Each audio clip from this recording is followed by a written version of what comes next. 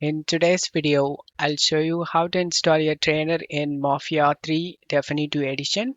Check my video description for this trainer download link. Scroll down.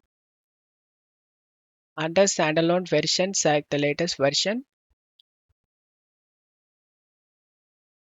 Once download done, select the folder icon and double click on the trainer exe and select yes option and launch the game. Once you are in game, press the Alt tab and open the trainer.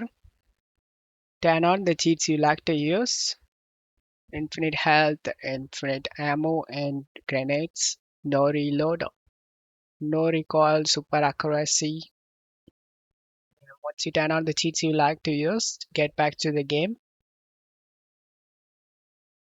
Make sure you guys infinite ammo, super accuracy, no reload, everything is working.